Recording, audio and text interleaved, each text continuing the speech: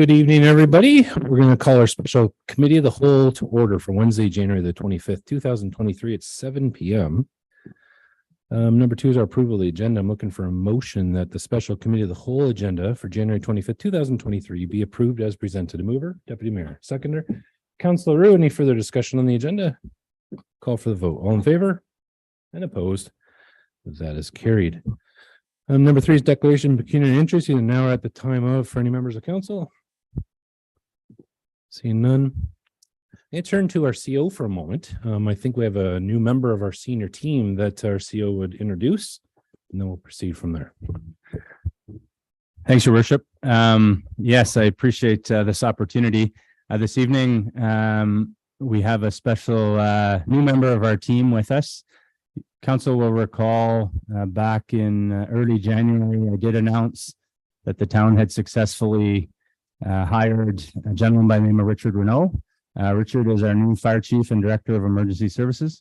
Richard is with us, the second from the end, beside our new director of HR. So Richard is on day 3, and Richard keeps coming back, and that's the joke. So that's the good thing. Richard is going to be spending the next several weeks orienting himself not only with the town of Penetanguishene Fire Department and Emergency Services, but also the town of Midland. So I appreciate the opportunity, Your Worship, to introduce Chief Renault, and you'll be seeing much more of him, and as will the community over the coming weeks, months, and years. Thank you. Thank you, Jeff. Chief Renault, welcome. It's floor is yours if you want to say a couple of words. Thank you, Your Worship, and members of council. Thank you for this opportunity, and thank you to the CAO for giving me this opportunity. I'm definitely truly humbled. It's been a great time so far. A lot's happening, but staff have been great, and I'm looking forward to working with everyone and continuing on providing the best level of service possible to the community. So thank you again for this opportunity. Thank you again, and welcome to the town. We're looking forward to working with you. Number 4 is our presentations and delegations. We have one tonight, a presentation from the Penetanguishene Public Library. We have the CEO, Linda Keenan, here for the budget. The floor is yours.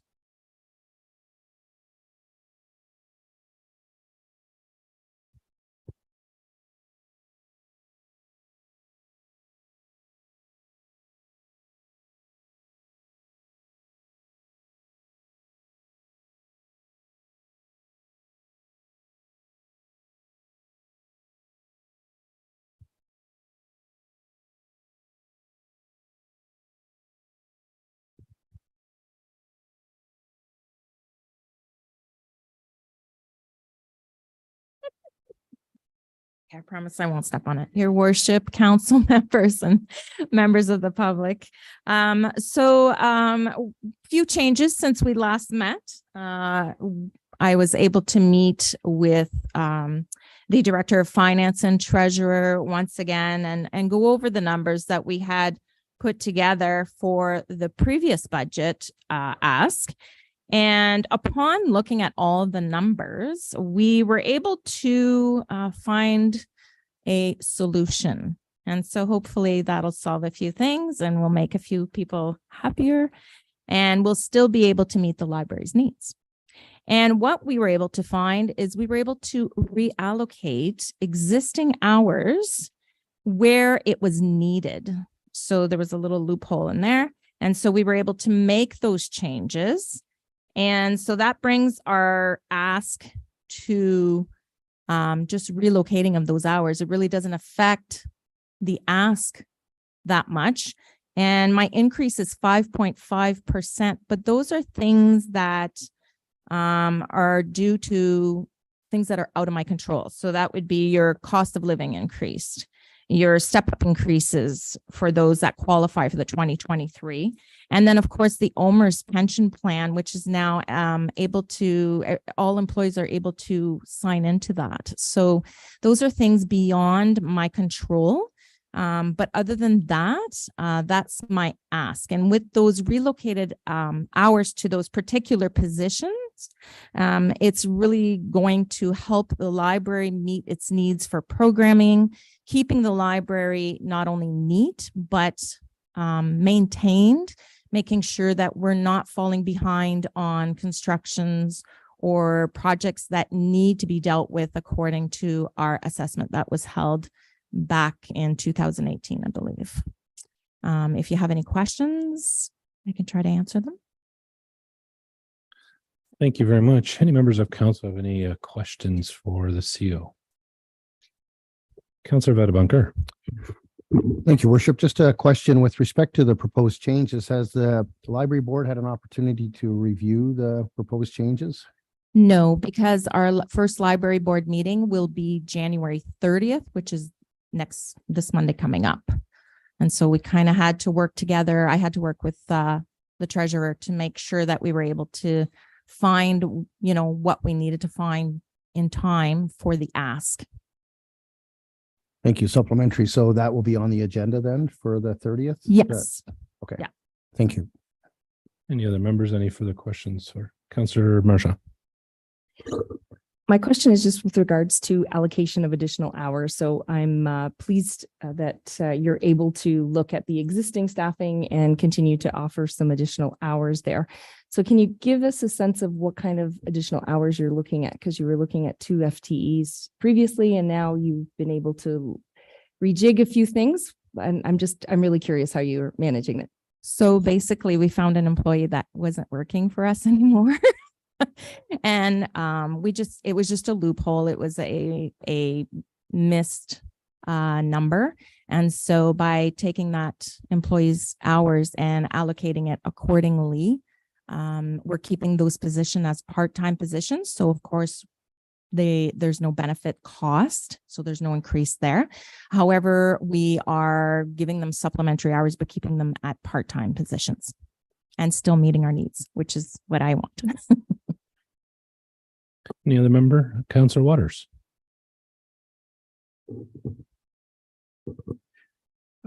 Just kind of a dumb question. You said you found an employee that wasn't working. Was that employee being paid? Yes, so that was a paid position that was to replace somebody that was on maternity leave. And so it was just a little glitch, a missed information. And so when we sat down to go over the numbers, that was the fine. So it's not taking a position away.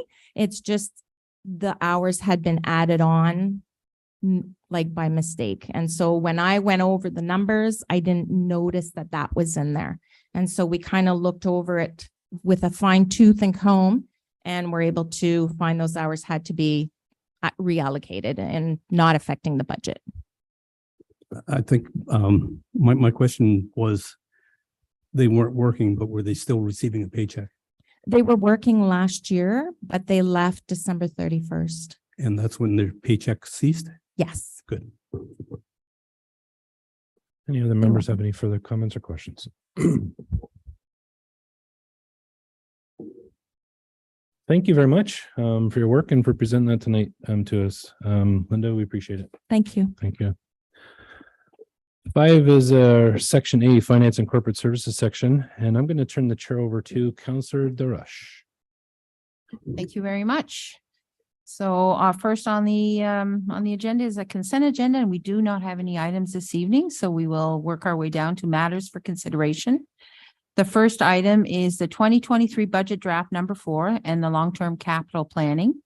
And with that, we have a report from our Director of Finance / Treasurer.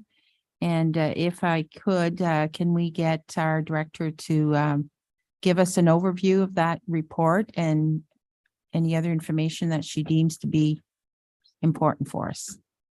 That's okay. Thank you. Thank you, Madam Chair. So the draft number 4 being presented this evening, updated from the previous meeting that we held on December 21st. We are presenting this evening an operating budget with a tax impact of 3% or $411,000 increase over the prior year. There were no capital changes from draft 3 to draft 4, so I'll just mention that. And as far as direction that we received from Committee of the Whole at the special budget meeting on December 21st, Those changes have been made and are outlined within the report. And that was minimal change in addition to what the CEO, Linda Keenan, has mentioned regarding the library request. That reduction was about $59,000 from the original ask. As well, we did receive direction to increase the sidewalk maintenance program within the operating budget by an additional $40,000. Sorry, correction. I had said $411,000 at 3%. It is down to $351,000 after we changed the library ask. So again, the major drivers of the budget changes year over year are summarized on page 8 of the agenda package. And similar to the ones that were there during draft 3, they do summarize the major changes, totaling that $351,000 budget increase, especially with the new updated draft 4 changes, which is the sidewalk infrastructure, a total increase over the prior year's budget of $50,000 after council directed us to increase it by an additional 40.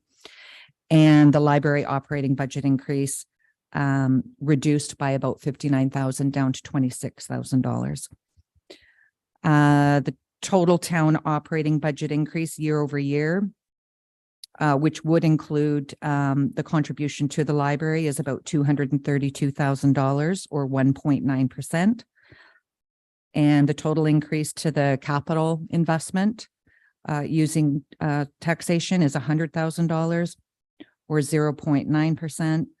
And policing at about $19,000 or 0.2%, leaving us at the current draft of 3% tax impact.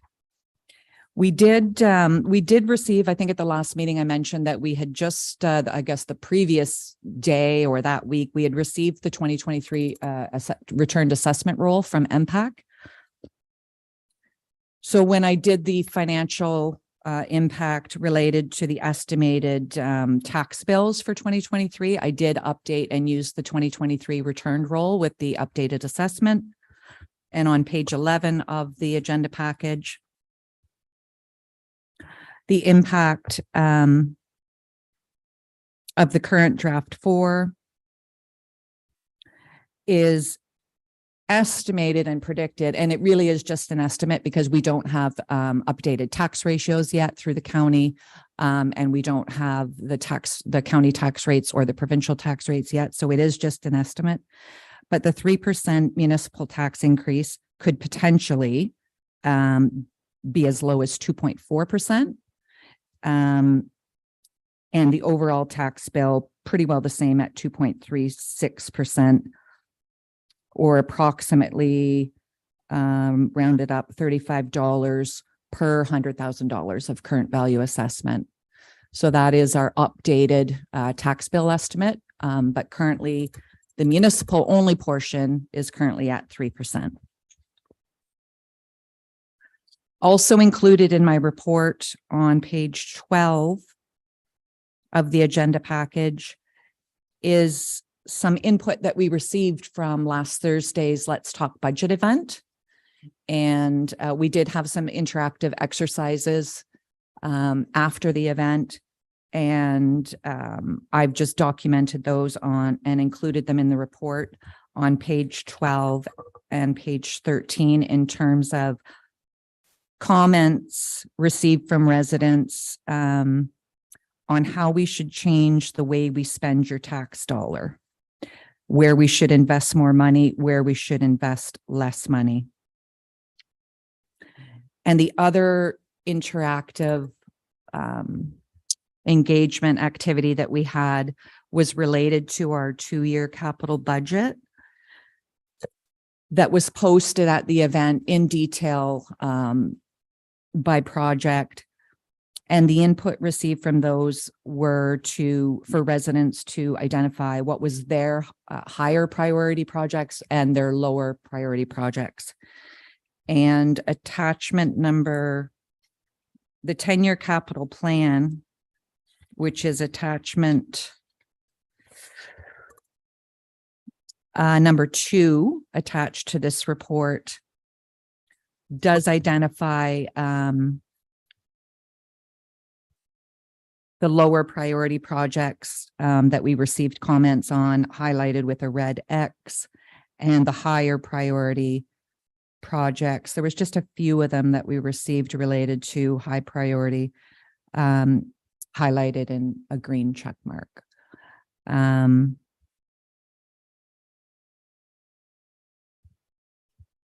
not sure if you want me to review those projects or that input in detail, but it certainly is available on our website through the agenda package. Thank you. Does council want to proceed with more detail, or is what you've received sufficient? Okay. Okay. I think you're good to continue then, if you're not finished. Finally, if I can also just mention that in response to comments from the last meeting, attachments number 4 and 5 is additional information related to estimated reserve and reserve fund balances over the next 10 years. And that's just a preliminary estimate. We'll be working more in depth and in detail on the details of this 10-year estimate as we progress with a long-term financial plan in the near future. And the final attachment is related to details related to debt repayment with our internal, external loan balances. And I'd be happy to take any questions. Thank you. Council, any questions?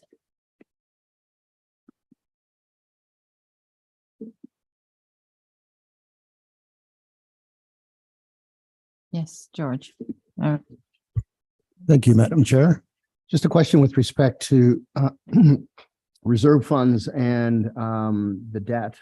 On schedule, I think it's schedule 5, page 27 and 28, it gives us a little synopsis of our reserve funds and our debt. Are we making any specific contributions this year to our reserve funds? Any dedicated tax levy contributions? And could you just tell us how much, please? Absolutely. Through you, Madam Chair, to Councillor Betabancourt. There are 2 sources of contributions to our reserves, one being our capital budget, and I will speak to that in a minute, but also within our own operating budget, we do have what I'll call capital investment, and that's monies that are earmarked to go into reserves. So for example, in our operating budget, we do have about $285,000 that goes into our asset management reserve, and that's for long-term future asset replacement. We also have $150,000 annually going into the fire reserve, and that's for long-term financial planning in terms of replacing a big ticket piece of equipment such as the aerial truck, which we recently paid the debenture for on that piece of equipment. Public Works has $159,000 that goes into their annually into their vehicle and equipment reserve. And again, that's for sometimes short-term, but sometimes short-term to medium-term financial planning for bigger purchases such as snowplows, et cetera. Those are the capital investment dollars within our own operating budget going into reserves, as well as our contingency reserve within our budget. So that is $60,000 that goes into reserves annually. And then in our capital budget, there are a few, not necessarily annual all the time, but some are to help reduce larger amounts of taxation in one year so that we can plan for some of the larger purchases. So in 2023, We do have a transfer to reserve in the amount of $235,000, and that's to help finance the Navy Lane project that will be taking place, I believe, in 2024.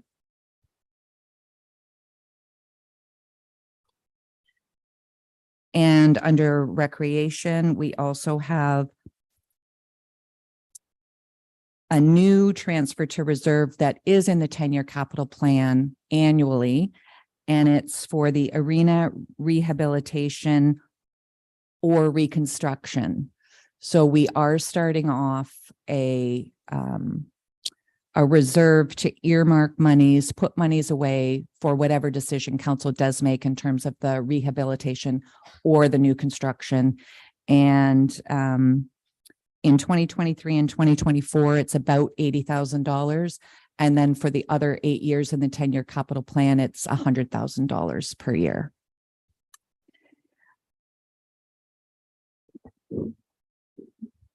Thank you. Yes. That's about it in terms of investment into our reserves. Yes. If I may just supplemental. So looking at the schedule on page 27, I was trying to follow as you were explaining that in terms of just the overall reserve fund picture. And I look at the first column and I look at our balances about 10,900,000 approximately at the end of 2022.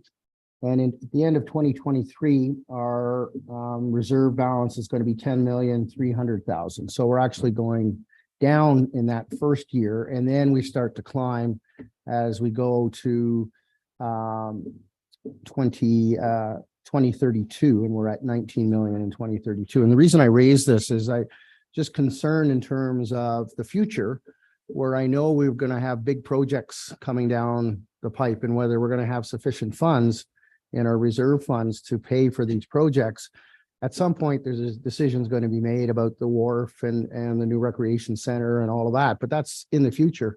And we need to start thinking about, you know, how we're going to prepare ourselves financially to address that. So I was just wondering, from a net increase, are we increasing the contribution to reserves over what historically we've done in the past, or are we basically just maintaining the status quo? Through you, Madam Chair, Councillor Bada-Buncourt. Absolutely. I identified the contributions to the reserves. I did not follow up with the draws from the reserve that are obviously in our 10-year capital plan. In terms of net investment or net transfers to our reserves, the arena one that I mentioned is the only new one. The other ones are status quo. They are fire would be a long-term savings mechanism for, you know, purchasing an aerial truck in 10 years, for example. Public Works is more a short term to purchase ongoing larger equipment and vehicles. The only other long-term one that we do have, which is $285,000 invested annually, is into our asset management reserve. When we talk about our asset management plan and the long-term goal of replacing all of our assets over the next 20 to 30 years, we have a long way to go in terms of increasing that number into putting that into our asset management reserve for the replacement of all of our assets. Currently, the new legislation for our asset management plan was to get the core infrastructure in by July of 2022. So that's the updated asset management plan we have. And in July of 2024, we have to have all of our assets in our new asset management plan. So we'll have a better idea exactly of what that infrastructure funding gap is. Having said that, it's when you work on your annual budget process, it's just hard to find those extra dollars to increase reserve transfers when the current cost of our capital projects are skyrocketing. Thank you. Thank you.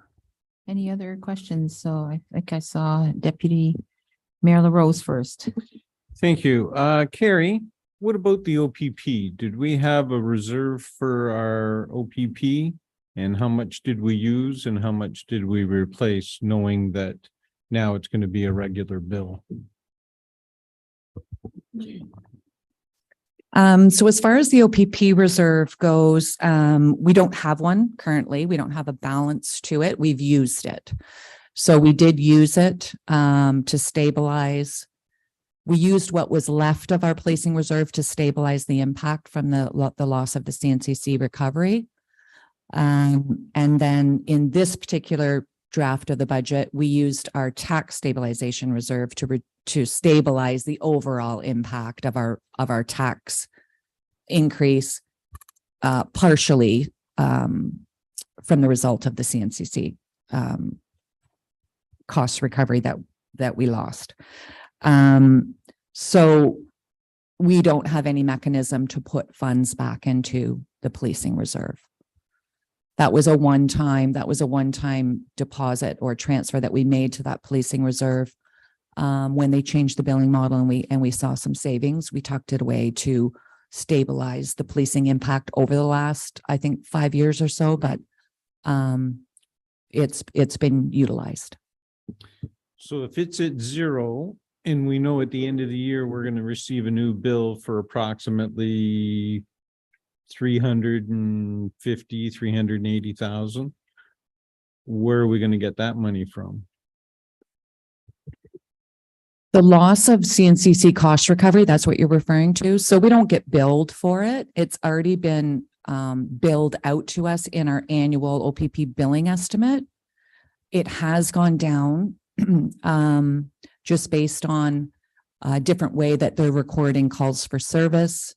So the impact is already built into our budget, and we, for the last 2 years, or last year and this year, and we have stabilized that increase so that the full impact is not felt in 1 year. It might take 3 years to settle into our budget as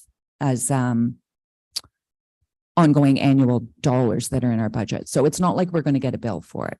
We've already included the impact in last year's budget and this year's budget. Mayor Rawson? Thank you, Madam Chair. I just want to start by thanking Carrie and everyone for the public consultation last week. I think it was very well done. Tremendous feedback and great engagement. Member of Public's here tonight and asked if a lot of people showed up, would we be closed at 4? I think it was 5:20 when we were leaving. So it was well done. I want to thank you and everyone that played a role in that. I think it was tremendous. So thank you for doing that. I want to tug a thread tonight, Madam Chair, that Councillor Vadabunker just brought up about the reserves.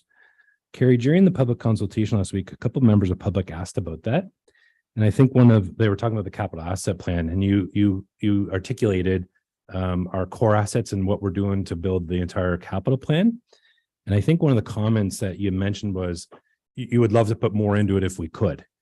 And I'm just wondering, just to tug on what Councillor Vadabunker is saying, is what does that look like? We know we're underfunded from what that looks like, but I think we need to know what should we or could we be doing right now to get us positioned to be there. And I know there might not be a magical number here tonight, but I'm sensing from what Councillor Vadabunker said is if there's something we need to be mindful of the capital assets that we need to be doing, and we got to get real and come to the table. I think we really need to know that so then we can start building that. So I don't know if you've got an idea what that looks like or if we need to do more here now to prepare for that. I'd love to hear more about that.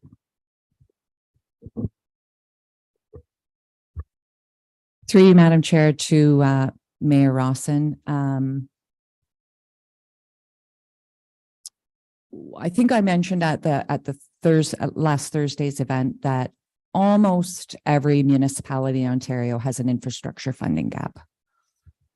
So working on our asset management plans, and why the provincial government has mandated all municipalities to work on their asset management plans, is to actually figure out what is that funding gap. Is the provincial government going to help us out? We all hope so, in terms of increased capital investment funding, which we have received. We've received increased Ontario community infrastructure funding. We were receiving about $240,000 a year, and it's now gone up just above $800,000 a year. So that's $600,000 a year that we've closed the gap, which is great. And hopefully that continues on. I mean, in 2013, we did an asset management plan, which is the basis of the one that we have just recently updated. And if I recall back in 2013, the funding gap was like $2 million a year. And where does any municipality come up with $2 million a year? So ideally, to increase our $285,000 contribution to our asset management reserve, to increase that annually would be ideal. Can we increase it to $1 million or $2 million? I don't think we can at such a smaller community. We are going to have to depend and rely on grants, provincial and federal government funding. Hopefully we can get some more unconditional funding, by formula or population based. But one thing that could be done that we have not done, some other municipalities have, is introduce a capital levy. So a separate capital levy that is just strictly earmarked to go into our asset management reserve. Again, that's the amount could be between $285,000 and $2 million. Really, it really is up to council on what is affordable in terms of a tax impact for our residents. Thank you. Any other questions? Okay. Wilson? Thank you again, Madam Chair. I think a lot of great work's been done on this budget, and I think the intent is that this committee will bring a recommendation forward for council ratification on February 8th. So hopefully we can work through that process tonight, that we can bring something forward. And up to you, Madam Chair, but I know Councillor Vadaboncourt wanted to dig into the 10-year capital. So maybe tonight we can go through our operating, then we can look at our 2-year capital plan, then address the 10-year capital things. I just want to look at operating for a moment. I would like to look at an add-on to our FCS operating budget of $12,000. One thing I've heard loud and clear from community is our engagement with community. Not everyone is connected to the internet. Not everyone's getting emails. Not everyone's on Facebook. And there's been a lot of communication about being addressing our needs of the community. And I've been in conversation with our communications and our clerk about how we can do that. And by getting a newsletter out to people, not necessarily in our water bill, but it lands in everyone's mailbox for every resident of the community. And we want to do that with a bilingual newsletter that the community knows about. We want to be also engaging with the local newspaper. So by working with our clerk, the latest numbers we have is an additional cost of $12,000 a year, a monthly newsletter in the paper, and a quarterly mailer. And I think this is a good move for us to communicate to the community. So I'd like to move that we add that $12,000 to the FCS budget and our operating budget for our clerk to see that through. So I'd like to bring that forward here now. Anybody have any comments or questions of Mayor Rawson? Yes, Deputy Mayor LaRose. Thank you, Madam Chair. As much as I've always been a proponent of getting it to everybody, being one of the people that never got those things, I don't think that the $12,000 would be well spent. I'm pretty sure that we could include the newsletter within the existing water bills and just add the 212 houses or 187, whatever it is. I'm pretty sure our staff can make sure that those people that do not receive a water bill would receive this mail out, and that would probably save us $6,000 or $8,000. So I would not be supporting it at this time. Thank you for those comments. Anyone else have any comments?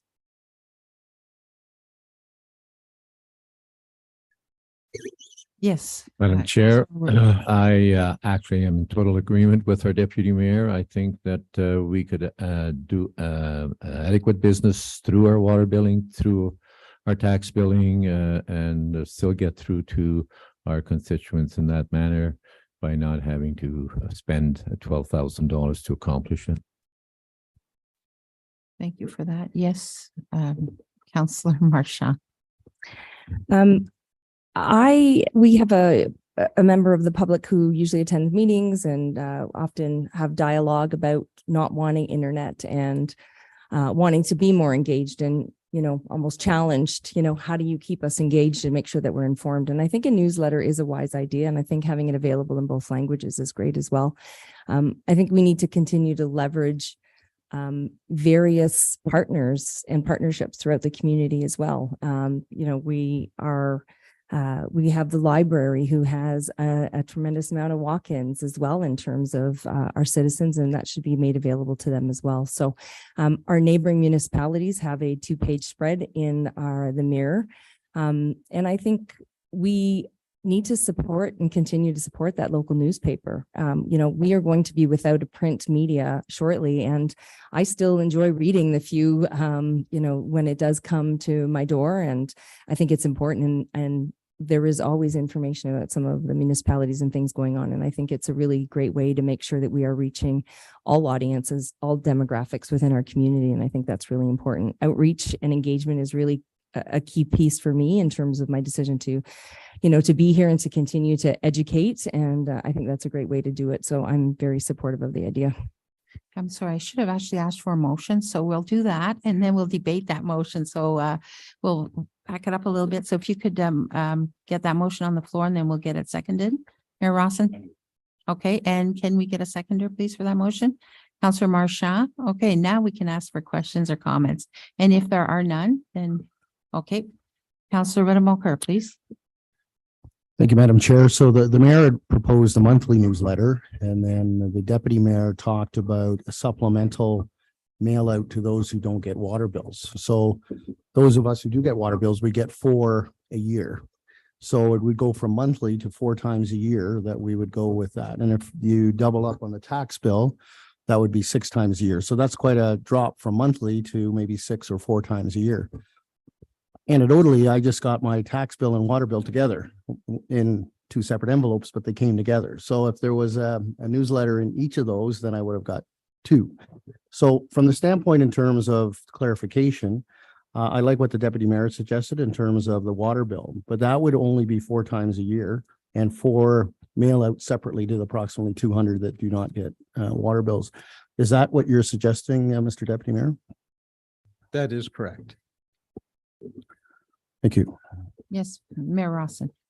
Thank you. If I can, I'll just make a few clarifying comments. For the deputy mayor's piece, I'm going to wholeheartedly disagree, obviously. Not everyone in this community receives a water bill. We have a pile of people that are renting. We've got a large number of people that the water bill, the tax bill is to the homeowner.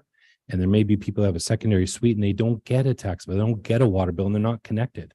So there's a pile of people that have a barrier to this access, and this provides access to everyone that has access to Canada Post and has access to a mailbox.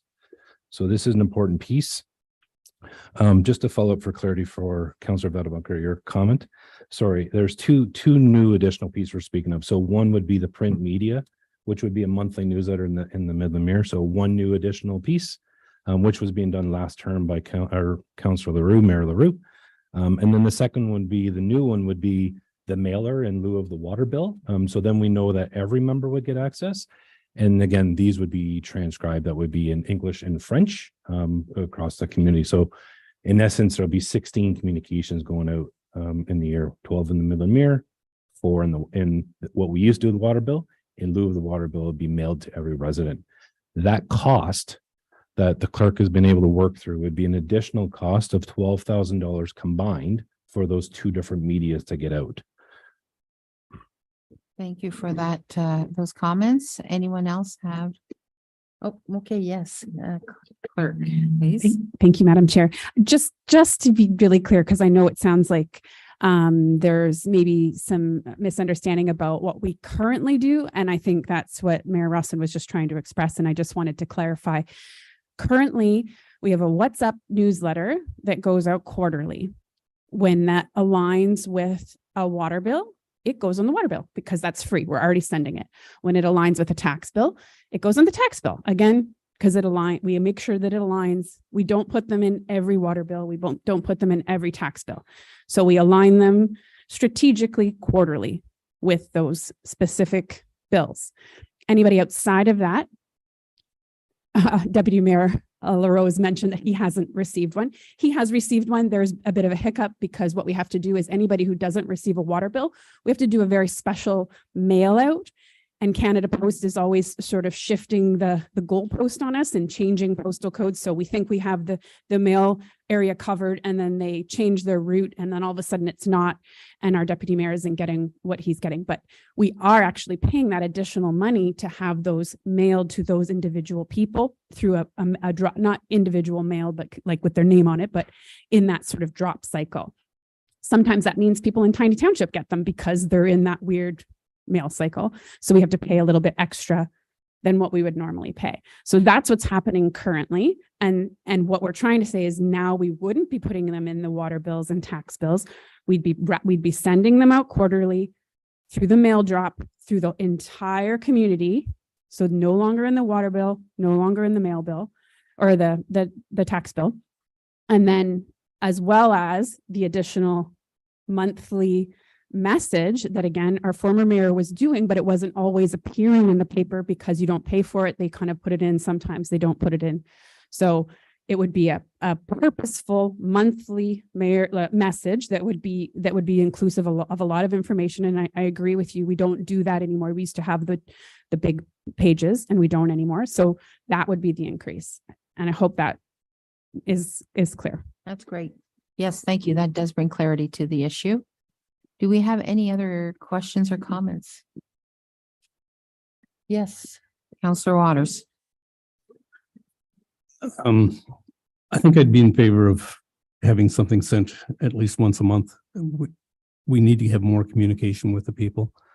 $12,000, a lot of money to pull out of your pocket. It's not a big amount of money for the town to come up with.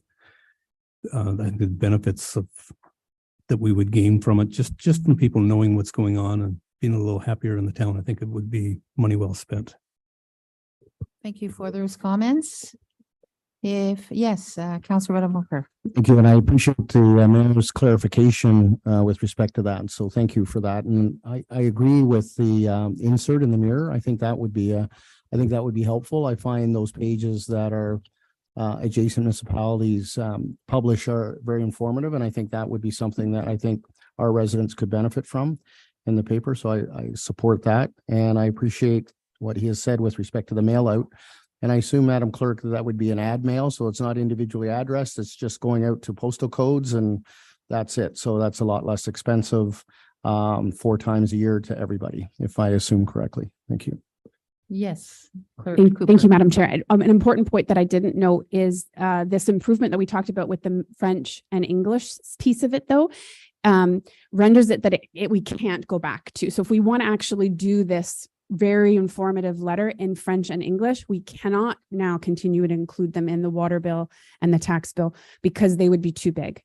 So if we really want to have that increased, Francophone presence, then we can't piggyback on those costs that we were already saving. So that was another piece that I just wanted to clarify. Okay, thank you. Yes, Councillor Walker.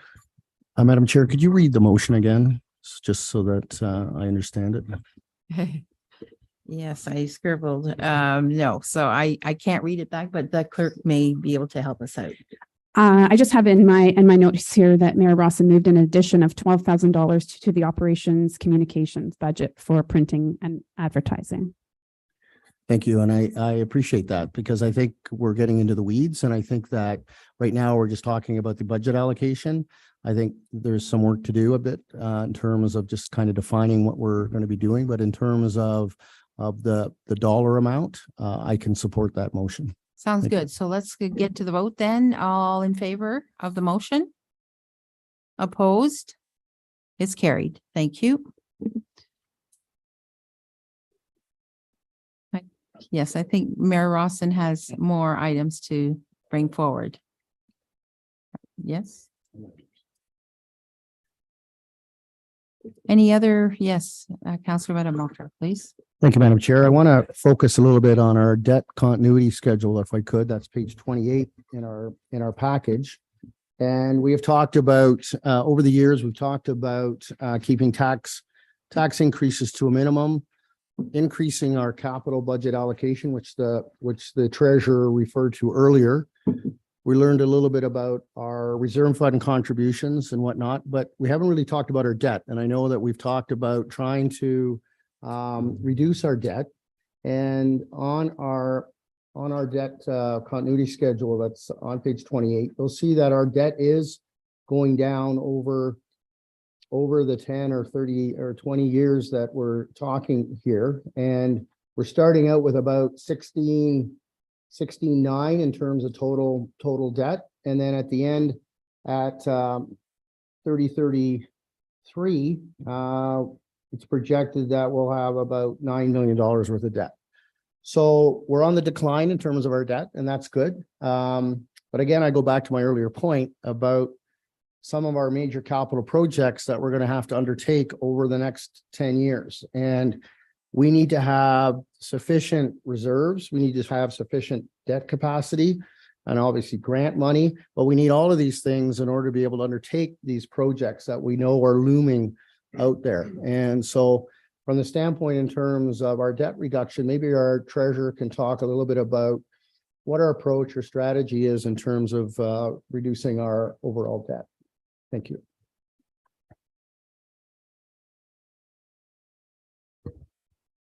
Through you, Madam Chair, to Councillor Vetabancourt.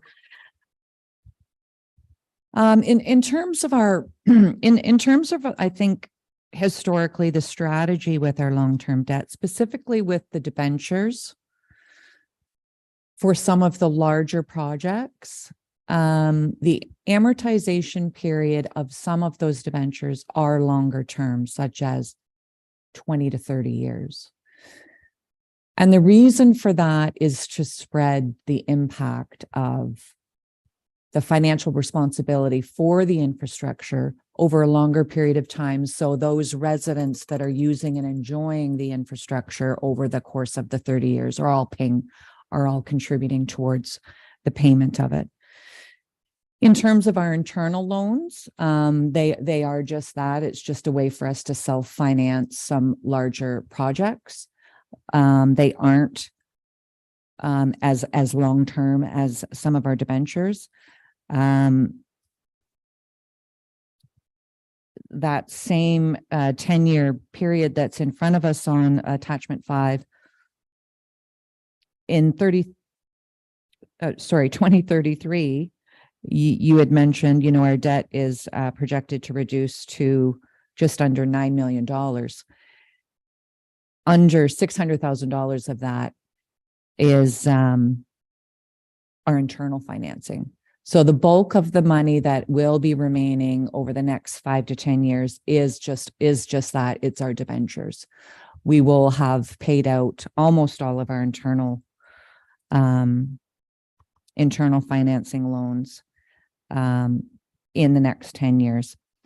In terms of reducing our debt quicker, again, it would have to be budget increase, annual budget increases to our debt repayment within our annual budget process.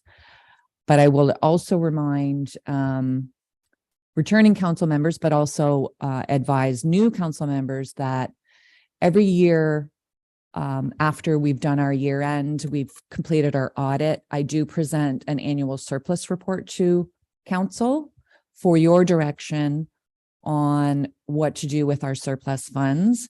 And it's not uncommon for council to want to use it, part of it or all of it, to apply it towards debt reduction. So that certainly is an option and one that we have used commonly in the past. I hope that answered your question. Thank you. Yes, thank you. Thank you. Do we have any other questions or comments regarding the proposals that we have in front of us today? No? Okay, okay. I wonder if someone could explain to me the position again with the Harbor Master Road Patroller project. I'm just still at a loss. We've been at this for 6 weeks, I believe, and I still have not been able to comprehend how it would work or why it would work, or I just don't get it. Okay, I think we will go to our CAO to maybe give us an overview of that position. Thank you. Thank you, Madam Chair. What I might suggest is that our Director of Rec speak to it and just add on any additional information that she can from the last discussion that council had, as well as in addition to the staff report that went November 30th. And then I'll fill in any blanks if there are any after our Madam Director speaks. Thank you. Thank you. Thank you through you, Madam Chair, to Deputy Mayor LaRose. We in the RCS department, we hire a contract harbor master, and in the Public Works Department, a part-time a contract winter roads operator. We have had a fabulous returning harbor master for the past few years who has advised us that he's not returning. Given the human resources market and acquiring talented folks, challenges with recruitment. We looked at the two positions to see if there was an opportunity to make it more palatable to acquire best possible candidate, somebody who might not consider the role because they need year-round employment, either role because they need year-round employment. So creating a position that would make it more appealing for a greater pool of candidates to fill the recruitment. There is significant savings in staff time to do the recruitment efforts year after year for both of these positions, to retrain these positions year after year because they're a contract position. And then there's benefits from continuity of information for both the roles, particularly the harbor master. As I've explained to council at a previous meeting, understanding the maintenance issues from year to year of how the docks are installed and uninstalled at the end of the year, working with the staff, dealing with the boaters and their unique needs, having that continuity of information year after year is very beneficial. As well as having that person available to draw upon during the winter months when we're negotiating boating contracts in the winter season for the summertime. It's great to be able to call upon that person who has working knowledge of the wharf. I think that's it in a nutshell for RCS. I don't know if you have anything to add, Brian. Thanks through Madam Chair to Councillor LaRose. I would echo the comments made from the Director of Recreation. We have the same issues and challenges in the roads division in retaining these positions every year. They're short-term contracts. There's a lot of switchover year after year. I would say that over the last 7-8 years that we've had these positions, that I don't think there has been one instance where we've had one person return to the same position. It's a lot of switchover, a lot of staff time training. Again, the job market is what it is right now. There's a lot of jobs available out there now. A lot of the quality candidates that we're used to seeing in past years are drying up, and we're not seeing those. So definitely from a liability perspective, getting quality candidates in these positions is not only a risk management measure, but it also saves staff time and training every year. And we're definitely supportive of the combined position. And we're recommending council consider it. Thank you. Yes. So if I get this correct, we had a really good harbor master, lasted for 5-6 seasons. Why would we not just try to get another one exactly the same? Why wouldn't we go about it the same way? It worked last time and it worked for 6 solid years. I don't understand why we want to change going down to doing it a different way when it works perfectly fine. It also goes with the same argument I've had since the beginning, is you're looking for someone to work part-time in the summer at the beach, at the water, but you also want them to come out at 2 o'clock in the morning on a night like tonight and check roads. If I was the existing harbor master who was here for 6 years, and I've asked this before, if someone was to ask that person, would you have taken that job if it meant coming in all winter and doing road patrol? And I think the answer would be no. So why are we saying that we had a really good one, which he was? I'm an avid user of the dock. Everybody knows that. I go in and out every weekend with the boat. And he does a great job. Why would we not try to get the same type of individual to provide us the same service? Why are we changing with what we're trying to do? Thank you for those comments. CAO, Lise, please. Thank you, Madam Chair. I think we answered some of this in one of the last meetings, but I'll try and touch on it again.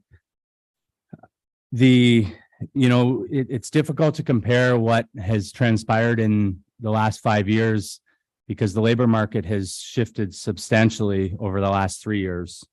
And certainly as professionals that deal with hiring, recruiting, trying to retain and trying to train and onboard staff in all departments on a regular basis, we've seen this substantial shift. So I think I shared before that I referred to our previous harbor master as a golden nugget that landed in our lap.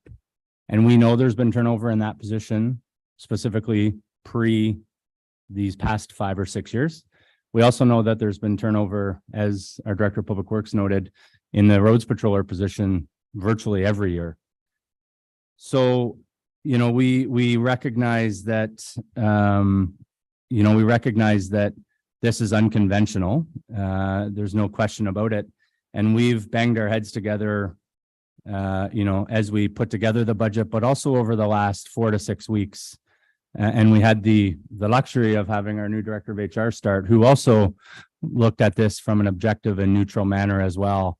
And she identified some things for us that perhaps we didn't identify, but at the end of the day, we came to the same conclusion that this is an unconventional, a creative opportunity that we as staff feel we should pursue.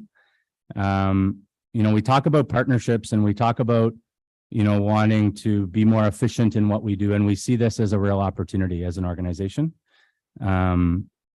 We recognize that, and if I can point to, 6 or 7 years ago, we have a case in point where our previous harbor master actually is working full-time for us in a roads capacity. So whether that may or may not have been something that appealed to him at the time, I can't speak to that. But what I do know is, and that's just one example where we have a gentleman that has the marine expertise and skill set, but today is working for us in a full-time capacity in a roads position in a DZ capacity. So, from a staff perspective, we're putting forward our best foot from in our professional opinion.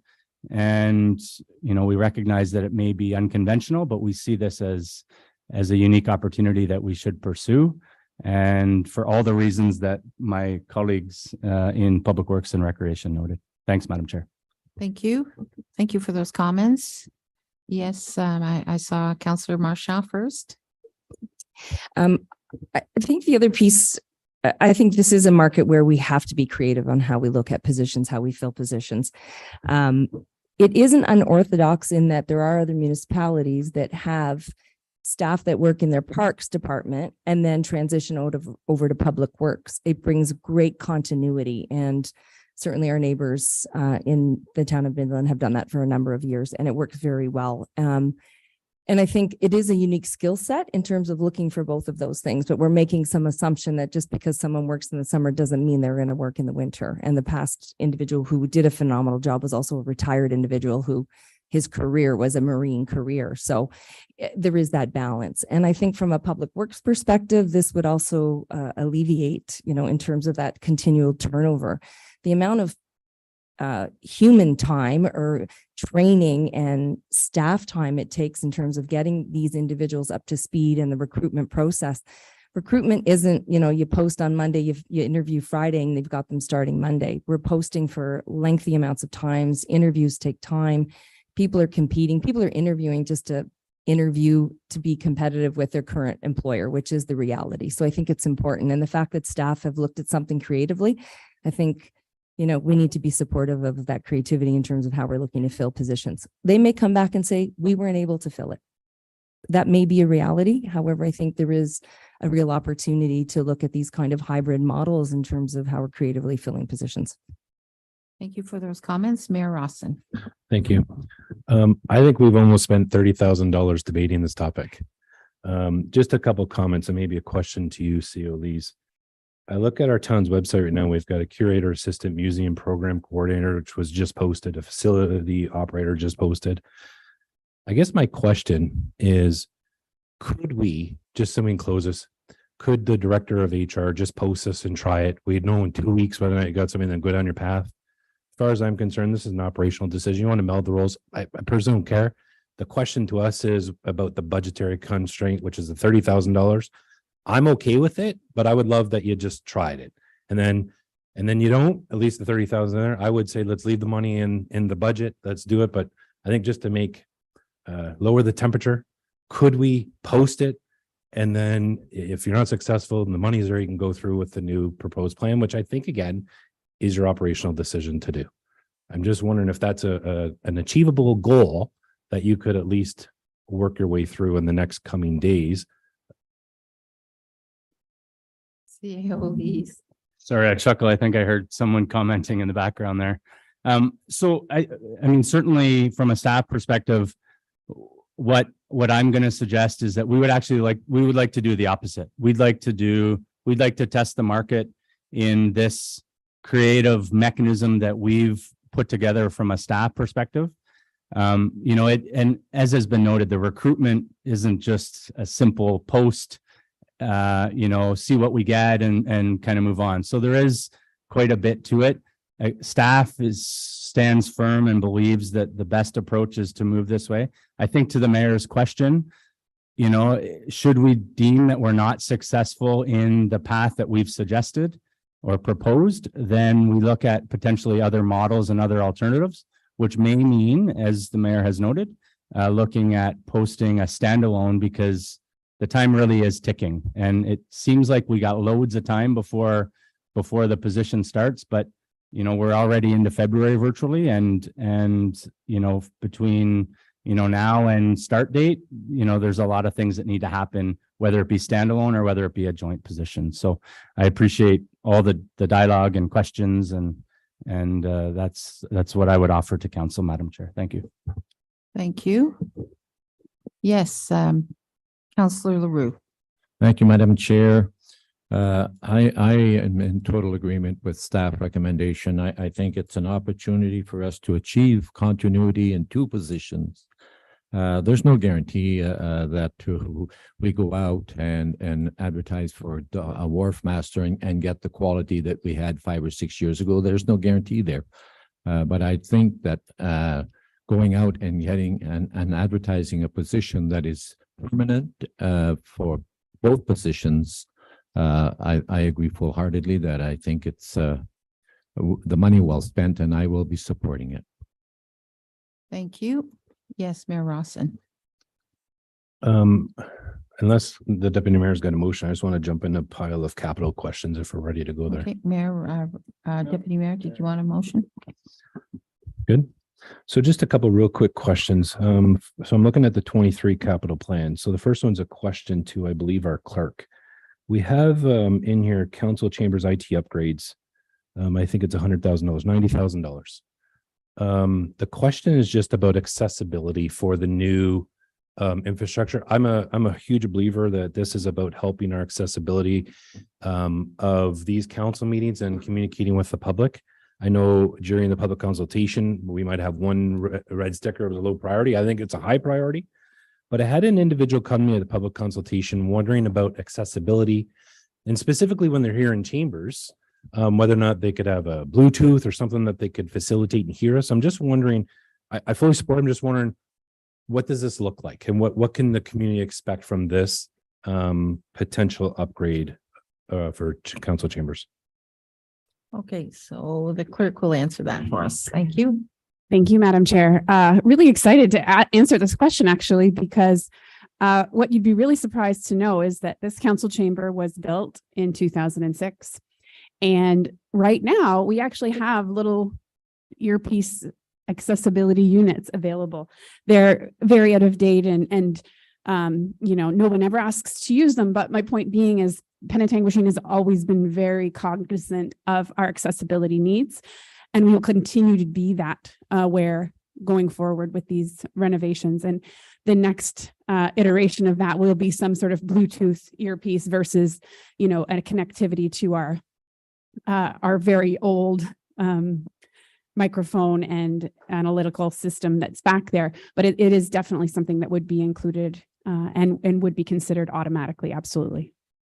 Thank you for that. Yeah, Mayor Rawson. Thank you. Just another one. I'll direct this to you, CO Lees, because I'm sure our chief might not be up to speed. CO Lees in the fire administration M756 Paint Fire Hall Bays. It's a 2020 deferral item. This has been brought up by members of public several times. This is a $20,000 in reserve. So we've collected this. It's sitting in the piggy bank. In essence, we want to do the work this year, or is this a new capital capture and an increased cost to the municipality this year? Thank you. Through you, Madam Chair, the Director of Finance and I spoke about this earlier, and she's going to be very prepared to speak to this. So if I may just push it over to Carrie. Thank you. Through you, Madam Chair, to Mayor Rawson. And speaking of those little accessibility earpieces, I have requested one. As you know, I'm always going like this. I can't hear. So the question was it related to the painting of the bays, or was it related to the rear door? Okay. So this project was funded, I believe, back in 2020, and it was deferred. Not necessarily due to COVID, but during COVID, it was deferred. We can do it another time. So the money has been put into the fire reserve for it. It's not new money for this project, but I would like to just expand upon the justification for the project, because I do remember the former fire chief discussing it, and it's really not just a matter of painting the walls to make them look nicer or whatever. It's been 13 years since they have been painted or maybe built, I guess, in that sense. But the painting of the fire bays also will help to reduce or eliminate the carcinogens that are in that area and on those walls. So it is more than just cosmetic. It is it's more of a health and safety in terms of cleaning up the contaminants in that area of the fire hall. Thank you for that. Yes, Mayor Rawson. Thank you, Carrie, for that. So I appreciate that. And I just, reiterate, we have collected. It's health and safety. And it's what our theme's been, maintaining our assets. So I just wanted to reconfirm that. My next one is in planning and development, H1069, front office reconfiguration. Cost of $39,000, $26,000 in reserve. We've collected this already, $13,000 for taxation. I'm having a hard time appreciating $39,000 expenditure for an office reconfiguration and planning. So I'm wondering if Andrew might be able to help me understand that and how we come up with that. Like, is this just a few desks? I just have a hard time understanding this cost. Yeah, thank you very much, Mayor Rawson. So as you've noted, this is something that we've been budgeting for 3 years. And so this budget number actually originated with a quote we received had a company come through and estimate what it would take. So the project would include the front area, customer service area. That's, the building and planning assistant, the planner, and then improvements to the bylaw staff. They're kind of tucked away in the corner. As well as the filing system in there. We've recently gone online with our building permits, so our storage needs are not as great. With the the contract bylaw officer that's also in there, we've added a few staff. So the area is not well suited for customer service. It's not well suited for staff. It's not very ergonomically correct.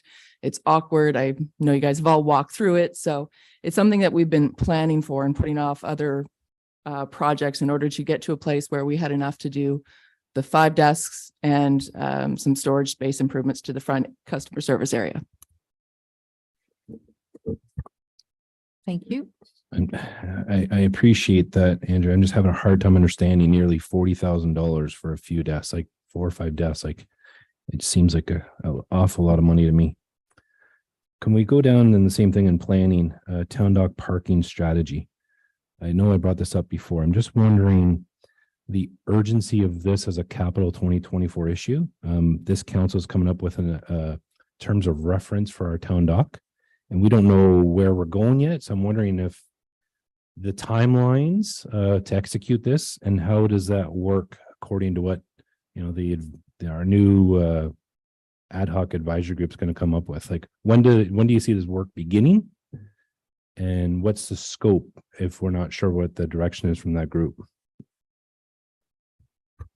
Again, great question, Mayor Rawson. So it is the study for the town dock also includes downtown. It's not just limited to the town dock property itself. So if you'll recall, most recently we did a memo and we've been counting cars, as I call it, downtown for a number of years. Several years back, we heard from businesses downtown about parking issues, what was appropriate for the town in terms of, loading zones along Peel Street, for example. We've also heard from residents who live downtown about winter parking restrictions, businesses as well about staff and events that happen after the 11 o'clock parking hour. So I think we can take a look at our parking, especially given what we've studied in terms of supply, and offer a program maybe that would benefit for our residents. So that's one part, but the second piece would encompass the town dock property. So through the engagement we've had with the public, we know parking is probably the number one issue and concern. And I think before we proceed too much further, we need to understand that a whole lot better. And so the priority for that would be early in 2023, if approved, so that we can feed it into the whole process with the town dock decisions. So this is one I have a bit of a concern with. When we talk to members of the public, I know a lot of people, I'm sure I could look in the crowd tonight, that everyone here would be willing to give their feedback for free as opposed to $20,000. When you say it involves the downtown, are we talking Simcoe down, Robert down? What's downtown in conjunction with the town dock? And I ask that because we also are doing the Peel Street redesign. And when I read the justification, I think it's the same thing, like the parking configuration, how that could look like on Peel Street. So I'm just wondering if that dovetails into that as well. So thank you very much. So to follow up with the location of it, so we would include municipal parking lots as well as on-street parking, and that's about at Point Street down right to the town dock. And then it would go out a little bit along Simcoe Water, a little bit around Robert. That's where our current sort of capture area. I think there's a map in one of the reports that show the municipal parking areas that we're counting. So and that would be the area. Peel Street redesign would probably benefit from this study being done. And it's more tuned towards the public realm improvements, not so much just parking. It's about what it's going to look like, how it's going to function. As I've noted, we've heard from the residents and businesses that Peel Street's awkward, the loading zone, the angled parking, the slope from an engineering perspective, sidewalks, access into Canada House parking. All of it, I think, is an asset from the town. And I think we can look at it and do some public consultation to really get a good sense what the community would like to see there before finalizing the actual engineering design that's coming up later in a public works project. Thanks, Andrew. So for clarity, this is not the actual design work, it's consultation. It's facilitated conversation with a consultant to ask our community, do you think we need 4 parking spots or 5? Like, I'm just trying to understand what are we getting for the two combined projects of $35,000? So in terms of the Peel Street, it would be a facilitated workshop. The engineering firm would go out, do some renderings, take that back and create a public realm urban design guidelines or urban design for that section of Peel Street. The parking strategy would more look at, is there an opportunity for paid parking in terms of overnight parking for residents in winter months? That's the big pinch point, I would say, is winter parking restrictions, and where do residents who live in downtown park, where do businesses and their staff go at night after the parking regulations kick in? So is there an opportunity there? I think the town dock, looking at it, what we've heard in terms of the boat slips and the launch ramp, how does that work? What is the price points? Are we charging appropriately there for those things? That would be more part of the parking strategy for downtown and the town dock. Thanks, Andrew. I'm sorry to keep beating this. One more question regarding both the town dock and the Peel Street. What is the risk if we don't do it? So I'm hearing what we get, but what if we don't? What is the risk to these projects as we move forward? Because we can still engage public. We're still going to get someone to design and do the architectural engineering drawings. We're still going to do the work. But what's the risk if we don't do these two studies? So for the Peel Street design, we took the approach that what we'd heard from the public back when this was an idea was they really wanted to play a part in it and really look at the above ground stuff. I know Public Works does a great job of thinking it all and doing their sort of, 60%, 70% engineering through. And so this would be early enough to engage that process to really feed into the engineering design on Peel Street. Sorry, I think there was a second part. And Could you say the same for the town The rest. dock one as well? So I appreciate the Peel Street yeah, one. the rest, sorry. So, I mean, the town dock, as I said, we've heard loud and clear from the public that parking down there is something that's not well understood in terms of, what's available, how it works, how it, is it a revenue, what revenue is being generated from it? Is it an opportunity for more? We've got the cruise ship down there now as well. So with the boats or the buses coming in, I think the parking strategy will really help inform the design, which is the design informs the master plan and eventually what I think the final end product or end goal of this whole town dock master plan has been. Thank you. I'll look to you, Madam Chair, but I'm going to suggest this town dock strategy. What I heard Andrew say was that this is going to be a fairly quick process we're going to start. I'd like to defer this to 2024. I'd like to leave in the capital plan, I'd like to leave the dollars there, but I'd really like to get this advisor group started. I'd like to get the group. We haven't even done our terms of reference yet. I think it's important we do that work. I think it's important we engage. And I think it's important we keep this here, but I'd like to defer it to 24 and let that group come back. So I'm going to move that motion that the town dock parking strategy that's allocated in 2023 be deferred to 2024. Do we have a seconder for that motion? Deputy Mayor LaRose, all in favor? Opposed? The motion passes. Thank you. I'm going to move down to same capital plan. I'm going to move into P&D. Sorry, Public Works. Brian, I know you've spoken to this in the past. I'm looking at the corporate wide work order system. I just want to start by saying I'm a huge fan and proponent of this, and I'm not looking to change it. I'm just looking to clarify it so then the members of the public understand.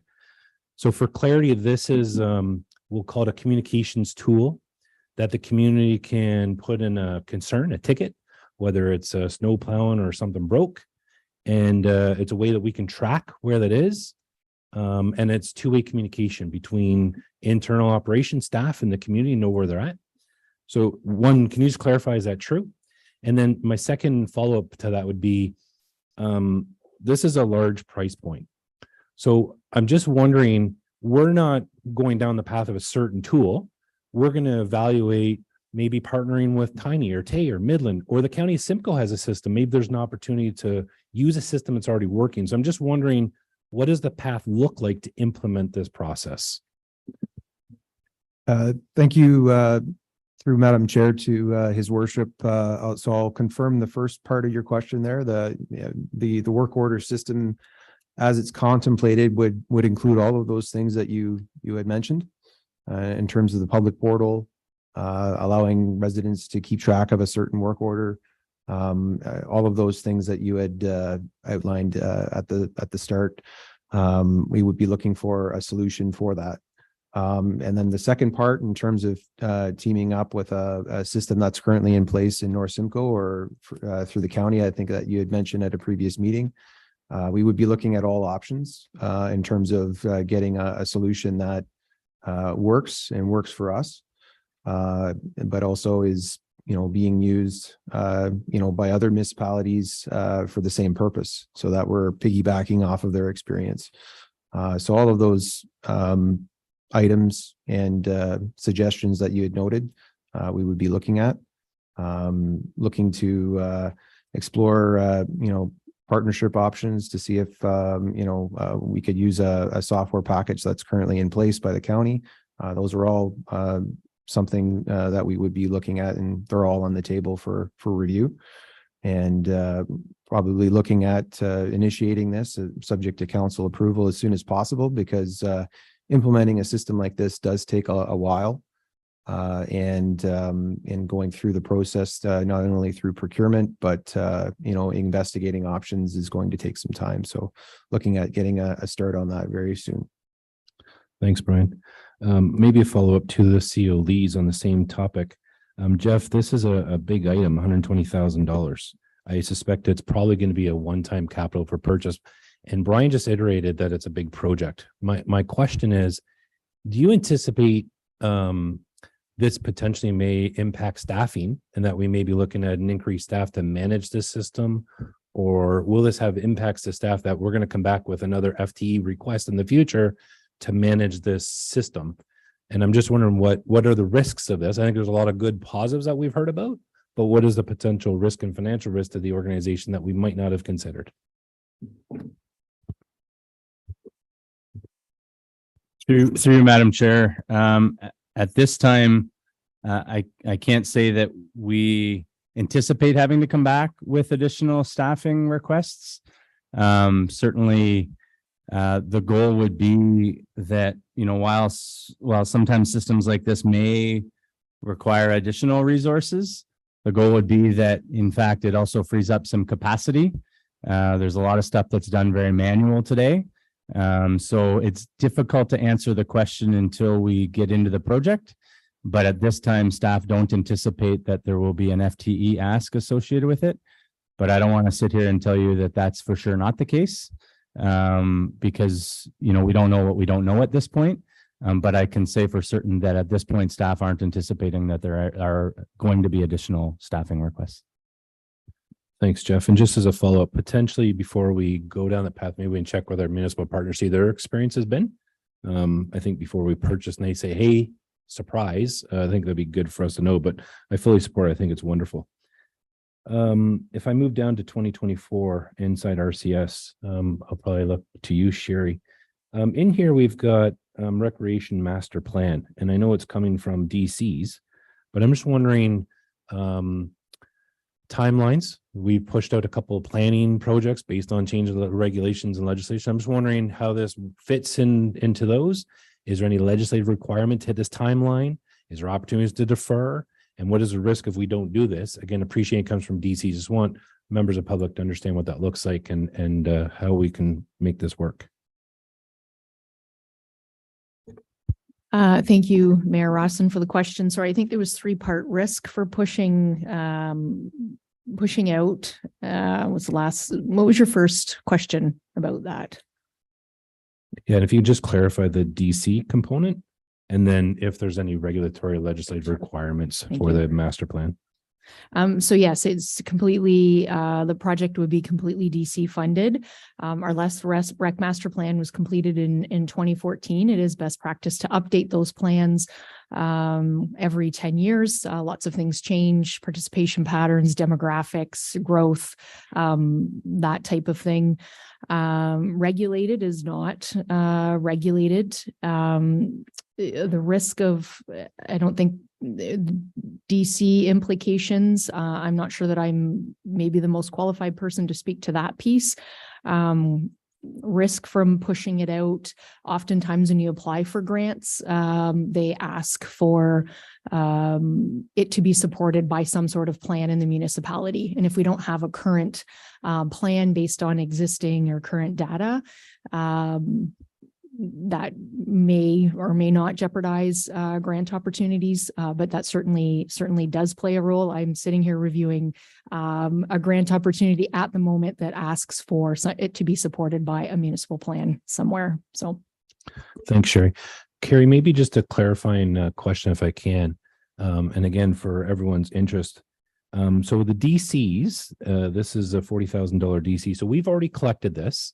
And the intent and purpose of a DC would be for growth or for future development. We can't use it to fix something in the arena, for example. Like this is truly for expanding a service we already have. It's money we've already collected. So we're not going to the taxpayers say asking for 40,000 we've collected, and it's to build on what we already have. Is that an accurate statement? Through you, Madam Chair, to Mayor Rawson, absolutely. Development charges are strictly for growth-related projects. And they are deemed eligible when we do our 5-year DC background study, and these projects are included, and those are the projects that we then calculate our DC charge on and we collect until we do our next study. There are some rules that are going to change the next time that we do our next development charge study, which will be 2024. So it won't affect this particular project, but you're absolutely right. It is for growth related projects. You can't replace assets with using any development charge money. Thanks, Carrie. I think that's just important, just that, our members of public understand, appreciate that. Last one, I believe, Madam Chair, I may have more on the surface, but I believe, and I'll look to you again, Sherry. It's regarding the Martin Valley Park Bike Track Phase 2. And during the public consultation, we had many people put some red dots on that, signifying that it was a low opportunity that we should really be investigating. And when I look at this, $125,000 is from DC, so the growth that we just discussed. And I also see that $75,000 is other. So I'm just wondering if you can give a little bit of an understanding about what is the Martin Valley Park Bike Track Phase 2, just so members of the public understand that. And just to reiterate, the $125,000 is DCs we've collected for future growth. And then what is the $75,000 other revenue, we'll call it? What is that? Some good questions, Mayor Rawson. The phase 2, when we did the public consultation on concept designs for the Martin Valley Park development, there was a whole bunch of ideas put out there. We actually had storyboards around council chambers here with different options that could go in the park. And one of the option was the BMX pump track. So essentially, it's like a trail that connects eventually in a circular motion. It has hills up and down, and kids ride on it with their bikes. And out of everything that was presented there at that time, that received the most popular, was the most popular feedback. It had the most red dots in it. And I suspect that had there been youth present at the public consultation meeting, you would have seen the opposite reaction, because that's what happened during the design phase of this project. We broke the project development out into 2 phases to make it a little more affordable instead of tackling it all in 1 year. So took that piece out and did it at a later date. The 75, it's development charge eligible because it's not something that we have in the community. And the $75,000 other is a contribution that is being made by the Friends of the Penetanguishene Youth. So a group of seniors who've been fundraising for this for a few years and have made a commitment to make that donation. There was a memo to the previous council just explaining that commitment to them. So great question. Thank you, Madam Chair. That actually ends up all of my questions. I just want to thank Linda for your work on the budget. I had a lot more comments tonight, but you did a lot of work with Carrie. So you made the questions. I don't have as many questions tonight. A lot of our municipal friends and neighbors are looking at budgets at 7, 10, 12%. Carrie's tonight, I think you're saying we're looking at just under 3%, depending on what our neighbors will come in at, or sorry, our county and our tax and all those other ones. I know staff have done a lot of great work. We've had several hours of conversation over this. I think we've done a great job. Carrie, I just want to ask a question, and I think Councillor Vadavonker is going to articulate it more elegantly than I ever could. But we've been throwing around a bunch of numbers, and understanding that you talked about, education counties going to come in. We're, I think, in a good spot. And what I've been hearing from the community is, Councillor Vadavonker brought up a while ago about debt and reserves and capital and assets. Could our council agree with what we've amended here tonight? Could we make a number up, 3%, 4%, 5%, and say that's where we're going to land, and the difference goes into capital asset or debt, or like, do we have that ability? Is that a difficult process for you to do? Through you, Madam Chair, to Mayor Rawson. No, it's not difficult at all. I came here today anticipating some changes. So I have my spreadsheet in front of me, and with the one motion, an increase of $12,000, we're currently at 3.1%. You can throw out any number to me and I can tell you what the impact of that might be in terms of our municipal only financial tax impact. Thank you. I actually will ask a question about that.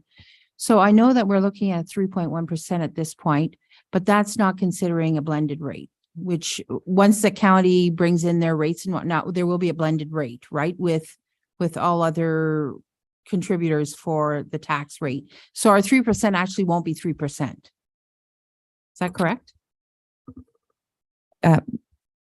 Madam Chair, we can only estimate. Historically, the blended rate goes down. During COVID, I do recall, because everybody was kind of holding to 0 or somewhere near that, the blended rate did not go down. So,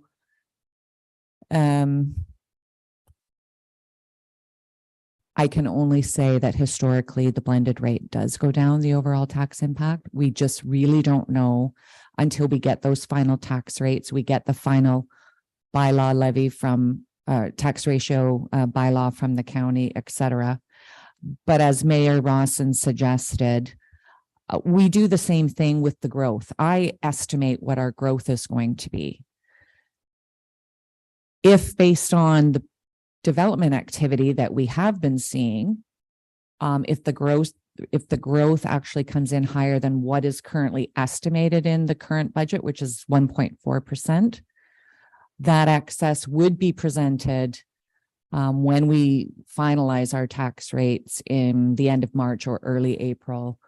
And that typically does go into tax stabilization reserve to stabilize future tax increases, using the new taxation from the growth that we've just experienced. So certainly from a capital investment or an asset management or a capital levy point of view, we could do the same scenario with any type of percentage that council wants to approve and land on.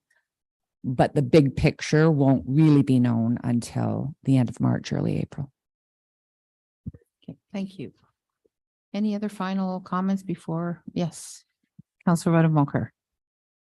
Thank you, Madam Chair. I think Councillor Waters had his hand up. I've already gone a couple of times, so I'll let him go, and then I do have some comments.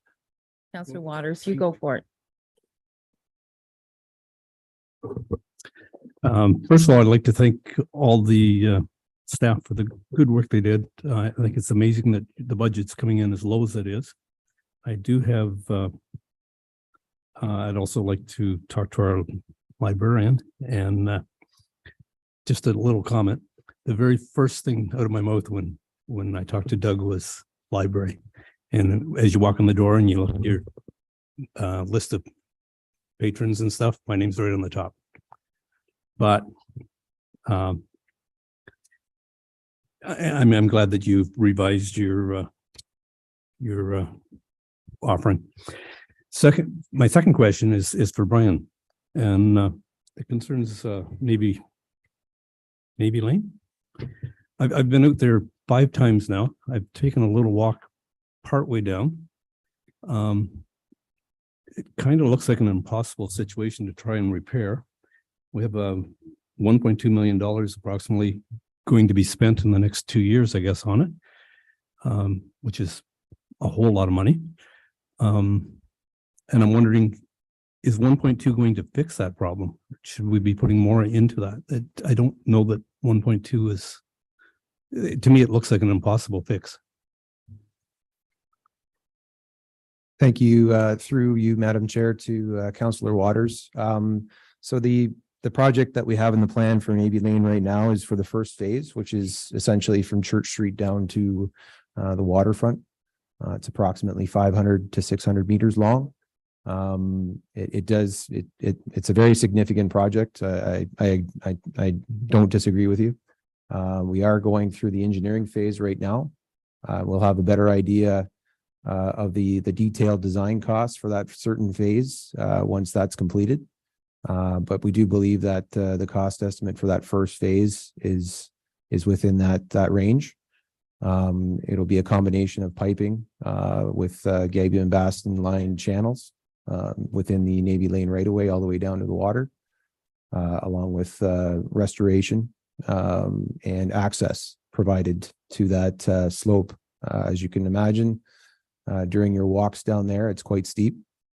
So there's going to be construction access that's going to be needed down there, and access to and from the site from that. So we've incorporated that into our cost estimate, but you're correct. It's a very substantial project and very critical, as you I'm sure have witnessed. It's a situation down there that we need to resolve, and that's why it's within the short term of our capital plan.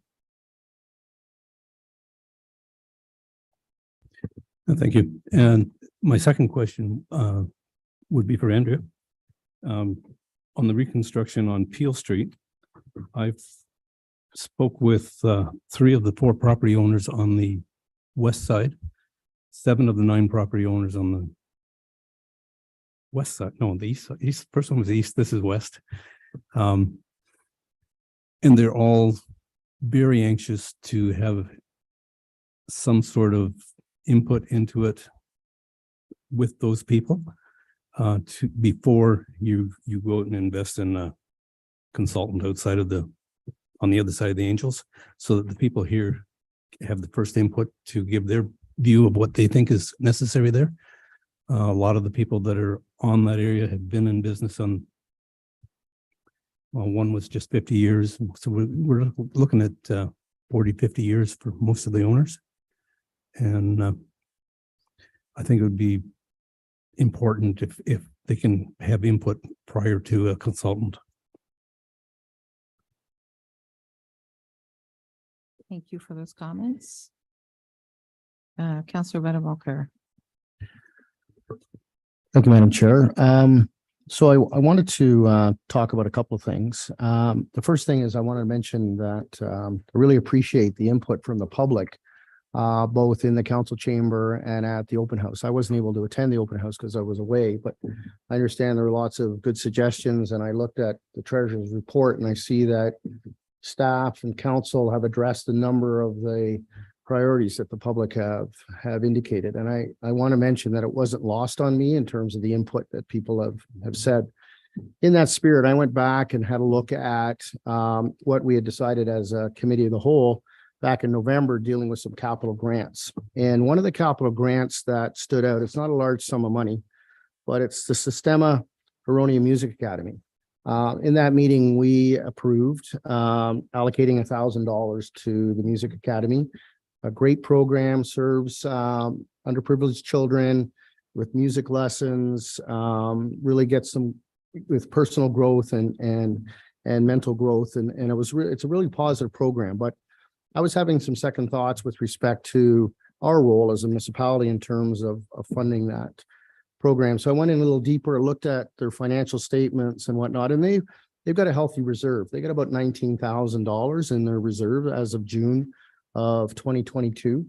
And they've come to the town for a grant of $1,000. I know it's not a big dollar amount, but I think more for me, it's the principle in terms of an organization coming to the municipality when they actually need the money to do something significant, and because they don't have the money themselves. And in this particular case, in the review and in the spirit of what I heard in terms of need to have versus nice to have, I think this is something that we should consider taking out from our budget, and I'd be prepared to move that. Would be taking $1,000 capital grant to the Sistema Huronia Music Academy. Again, nothing against the program. It's just looking at our grant program and determining, what is a priority. So I'd be prepared to move that. If there's a seconder, we can yeah. put it on the floor. Do we have a seconder for that motion? Deputy Mayor LaRose, do we have any discussion or comments? Yes, Mayor Rawson. Councillor Vandenbunker, thanks for bringing that up and doing your deep dive and due diligence on that item. My only apprehension and concern is the financials you're referring to, are they current or were they last audited, for example? Because we may not be aware of some costs and liabilities that they might have on the current staffing as example, or there might be some other logistical things we're not aware of. So I'm just wondering if you may have that insight. I also am always concerned about, we talk about things like arenas and things that are big ticket items, but not everyone can afford minor hockey. Not everyone can afford different aspects. And I think, like you mentioned, this is a small amount for arts and for arts of our youth. So I support the principle what you're saying, but I'm not sure if we have all the facts and all the information. Unless you have that, I'd love to hear, but I'm reticent to support that where it is right now. Thank you. And all I did was just go to the financial statements, and I communicated with the treasurer just to confirm, because I'm not a financial expert, and she did confirm that as of June of last year, they did have a that surplus, and she sent me an email here confirming that their annual surplus as of June 2022 was $2,000, and for 2021 it was $4,000. So they have a bank balance of $19,000. It's down from 22 that was in 2021, but it's still a healthy bank balance. And so for nonprofit, I think it's great. I think the service they provide is great. They're serving 20% of their students are from Penetanguishene. I think it's great. It's just looking at things and trying to be what's nice to have and what's a need to have. And that's why it's on principle. And that's why I'm putting it forward. Councillor LaRue. Thank you, Madam Chair. Again, going on a note of the mayor is in that number, Councillor Vandenbunker, the $19,000 or whatever the case may be. Do we have any idea or indication as to what the use of those dollars would be, and that if for traveling to whatever other expenses there may be incurred, that those are earmarked, and that they're still going to have a shortfall for the grant that they're looking for? I can't answer that question, Councillor. I don't know the answer to that question. Okay, yes, Mayor Rawson. Councillor Vandenbunker, I appreciate this one. I'm just wondering if I support what you're saying, if we could leave this in staff's hands. If they're in the position you're saying, maybe we could leave this with the CEO to make the decision when the time comes. Let's leave it in the budget and leave it where it's at, with some preemptive qualifiers, and the CEO can discharge. I'm wondering if that would be amenable to yourself. Yeah, with the secondar's concurrence, I'd withdraw the motion and then we could move on. Okay, the seconder is, okay. So I'll withdraw the motion. Is there another motion going on the floor? Yeah, I'd Are like we to speak leaving- to another item. Okay, now what are we going to be doing with the $1,000? It's staying in the budget? That's correct. The motion was withdrawn. Okay, thank you. So I want to talk a little bit about the budget as a whole. We talked a little bit about the reserve funds. We talked a little bit about the debt. We've talked about the capital in terms of an increased contribution to the capital of 100,000 over 2022, which is good. Our budget at this particular point in time is proposing a 3% tax rate increase. And as everybody knows, the rate of inflation is hovering around 6%. It's projected to come down in 2023 to between 3 and 4. But our municipal costs are running at about 6% increase over 2022. And our Treasury Department and our treasurer have been able to bring down that potential increase from 6% down to 3% through the use of our tax rate stabilization fund and assessment growth. So we're at 3% because we've implemented these measures, which are great. That's what they're there for, and that really helps. But I want to talk a little bit about our tax rate increase history over the last 8 years, and it's in the report. It's well laid out that over the last 8 years, the last council and the previous council, on average, our tax rate has been about 1.7% increase over 8 years. So that's below the rate of inflation. If you think the rate of inflation was hovering around 2.5. So on a consistent basis, we've been below the rate of inflation over that period. And when you consider the blended tax rate, Madam Chair, you talked a little bit about that earlier. Our average tax rate increase, when you include the blended tax rate, has been 0.4%. So the blended tax rate, that's the bottom line tax rate. When you look at your bill, what's it gone up? And so it's 0.4. Again, inflation's been at 2. So we've been helped out by the blended rate. The county's been frozen at 0. Education's been frozen at 0 for their reasons. So we've been coming in at 0.4. So I think as a council, both last council and the council before that have been very responsible in terms of tax rate increases over the 8-year period. We've been below the rate of inflation. So as our costs increase, we've been coming in less than inflation. So setting that framework and listening to our treasurer talk about our asset management deficit, where our reserve funds are, et cetera, I'd like to propose that we increase our tax rate by 1%.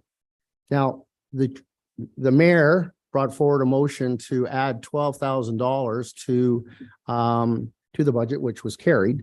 1% increase equals $117,000. So if we increase by 1%, we got an additional $117,000 in the budget. If you take the $12,000 that the mayor was successful in adding to the budget with the support of council, we have about $105,000. I'd like to recommend that we, or put a motion forward, that we increase the budget from 3% to 4%, and that additional $105,000 be allocated to the asset management reserve, so that we start to build that reserve. We start to build it for the long term. And even at 4%, we're below the rate of inflation. When you look at the 8-year period, like 8-year history, we're below the rate of inflation. I think as a council, that would be the responsible thing to do from a long-term planning, from a financial standpoint. And I'm putting it on the floor for consideration. Okay, do we have a seconder to that motion, Mayor Rawson? Do we have any other comments? Yes, Mayor Rawson. I second the motion, but a clarity point for you, Councillor Vadabunker. Are you suggesting this is the blended rate after Kerry gets the county and the other numbers? Or are you saying right now to Kerry the 4% on ours at top, blended make him in at 2.5? I'm just wondering from a clarity standpoint, what? So this, we only have responsibility for our own budget. So it's dealing with the 105,000. 1% is 117, is equal to 117,000. We've already added 12, so there's 105 left if we add 1%. So my motion is on the municipal portion of the tax bill, we add 1%. So it wouldn't be 3 to go to 4. What the blended tax rate would be, the treasurer may be able to figure that out on her spreadsheet, but I'm focused on the municipal portion. I know the blended rate will still be low. It may hit 3, I don't know, but the treasurer could tell us. Through you, Madam Chair. Yes, good math. Councillor Vadaboncourt, you said you weren't financial, but $105,000 does put municipal at 4%. Blended rate would be 3.5%. However, using the new assessment roll, the updated county tax rates and the updated provincial tax rates, it could go lower to, let's say, maybe 2.5 5%, but currently just looking at the municipal, it's 4%. And a blended rate of 3.5, knowing full well that the county did approve a 3.5%. How much of that is going to be allocated and bring down our blended rate? We don't know yet, but again, the estimate is 3.5% blended. Thanks, Councillor Vadabunker. I think this is responsible. I appreciate you bringing that forward. I know a lot of people in the community are having a difficult time.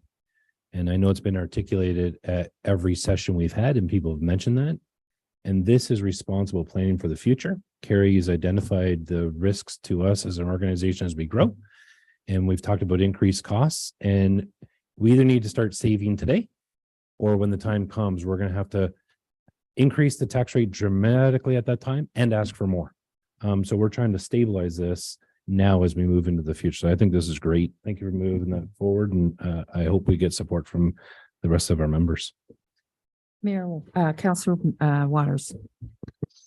Yeah, I agree that we should be looking after obtaining funds for the future. I think this is the wrong time to do it. Last year, there was 120% increase in food bank usage. It's projected 160% this year. We just went through 2 years where people were living on $2,000 a month. There is I believe they call it the Deacon's cupboard or something across the road from me. And I see people going in there and, getting cans of soup. There's a lot of people hurting. Somebody said today, or at the meeting here tonight, I don't know who was, that inflation was expected to go down in the next 2 years, or next year, I don't know if it's next year or 2 years. If we could postpone this for another year and save that 1% for the taxpayer this year, I think that would be my support. And that would be it. Thank you for those comments. Any other comments? Yes, Councillor LaRue. Thank you, Madam Chair. I thank our treasurer and staff for a job well done on budget. They have done an excellent, super job on the budget. I am not going to have any difficulty in supporting a 3.1% tax increase, and we're jumping from 3 to 3.1 with the $12,000 being added. So I will have no difficulty in supporting a 3.1. I also looked at previous years in budget, and we actually had a 3.1 back in 2016, which brought us to a blended of 1.5.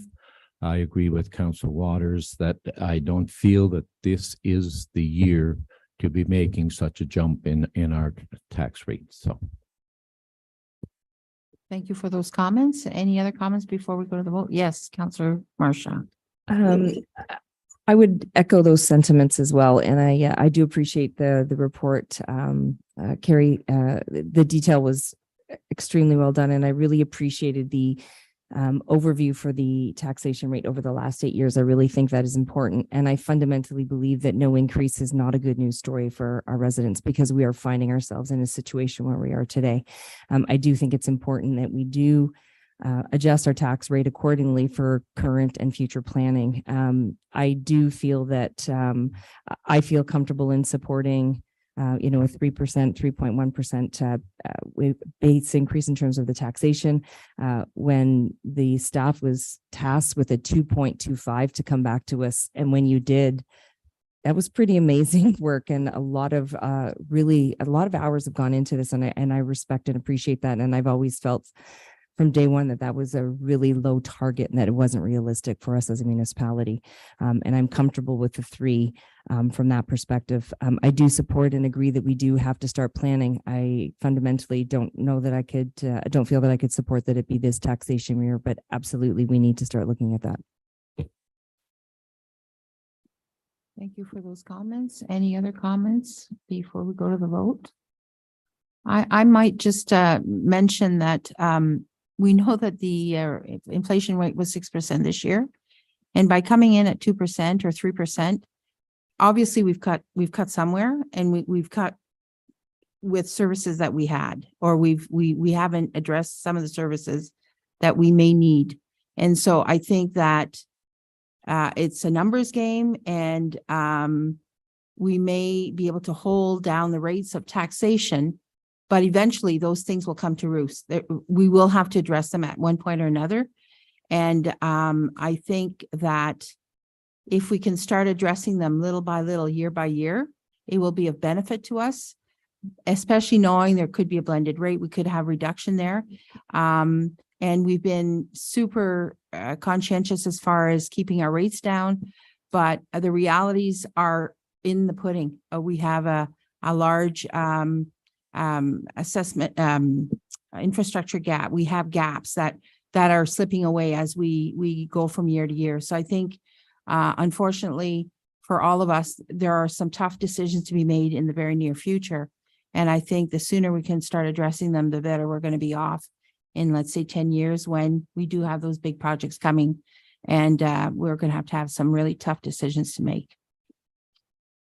Okay, any other comments before we go to the vote? Okay, all those in favor? Opposed? The motion is carried. Okay, do we have any other comments before we go to the recommendation? No. Okay, so before us, we have a motion. Oh, sorry, Mayor Robinson. Sorry, Madam Chair. I know at our last meeting, I mentioned that we would be addressing the 10-year capital. And I believe one of our colleagues, to my esteemed left, wanted to bring up some modifications to the 10-year capital. And we did make mention that tonight was the time to do that. So if we could, before we get to the motion, maybe look to the 10-year capital, if anyone had any amendments to that. Certainly.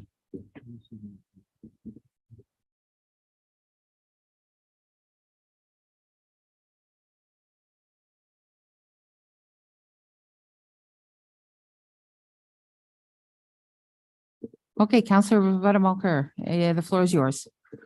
Thank you, Madam Chair. It's a question to Director Murray with respect to the Peel Street project. We talked about the potential of splitting that project and maybe doing it over a couple of years and whatnot. I just was wondering what the outcome of your analysis was.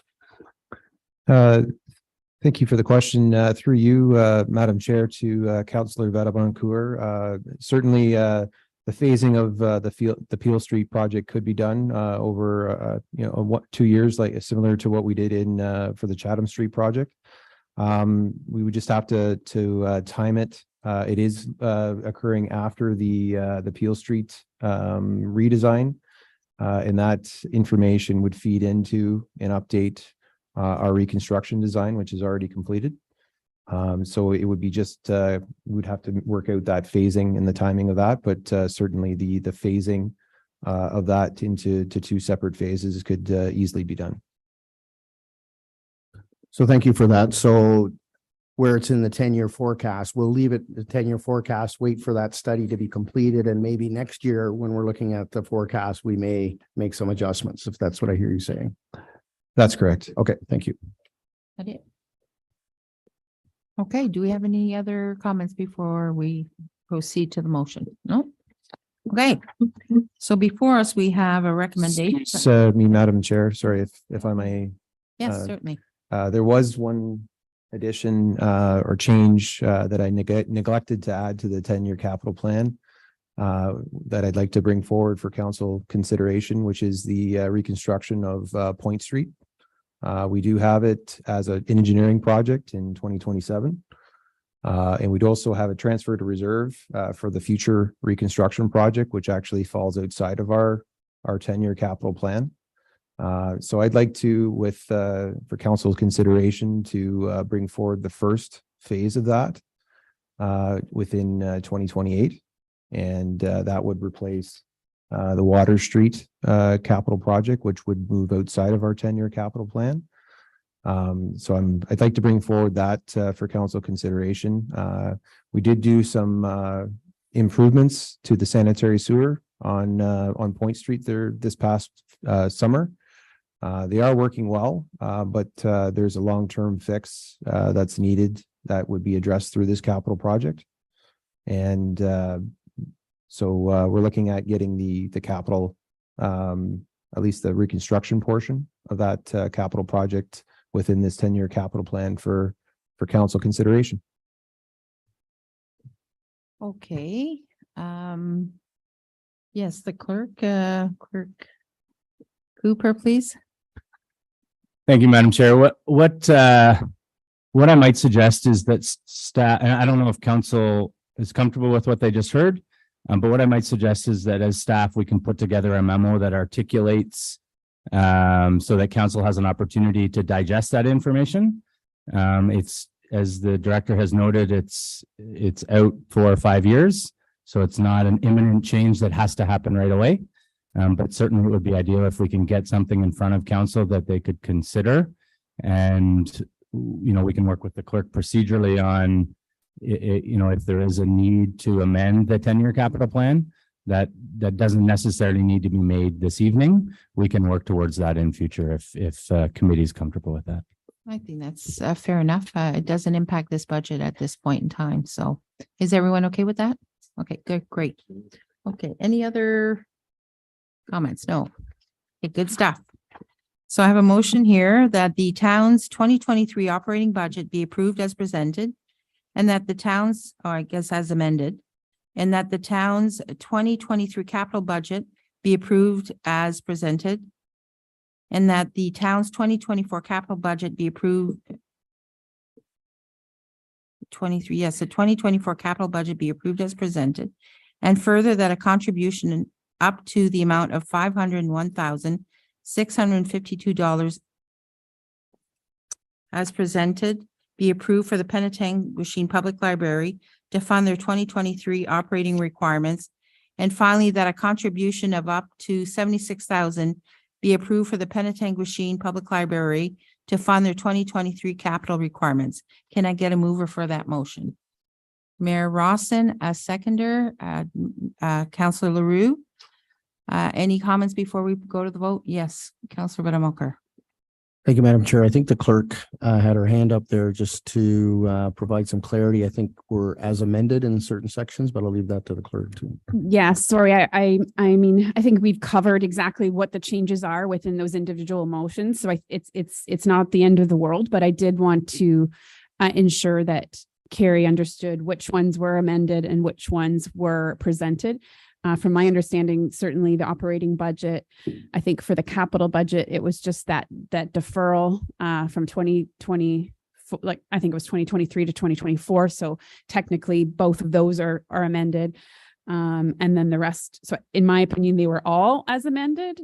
But I just wanted to double check with our treasurer. Thank you. Yes. Just to confirm. So everything would be as amended, other than the library would be as presented in their two motions. Thank you. Awesome. Thanks for keeping us straight. So all in favor of the motion? Opposed? The motion is carried. Thank you. So now we will go to question period from the media and the public. Does anyone have a question or comment to share with us this evening? Nope. Seeing none, I'll pass that back to the mayor. Thank you, Madam Chair. I want to thank you, Jeff. I want to thank Carrie and all members of the senior team for putting this together. This has been good. I think we're ahead of the curve of all our municipal partners. So thank you for your work. I know this journey began early, began with Mayor LaRue. Back in June, you began this process. So thank you for everyone's work on this. So, Madam Clerk, for clarity, this budget will be coming forward for ratification by council, I believe at our council meeting on February the 8th. Is that accurate? That is also my understanding, Your Worship. Yes. Very well. Thank you to everybody for your participation. Thank you for your work. Thank you for staff's work. With that, that concludes our special committee of the whole. We're going to look for a movement to adjourn at 9:04 p.m. I'm looking for a mover. Councillor DeRush and a seconder, Councillor Marshall. Call for the vote. All in favor? And opposed? That is carried.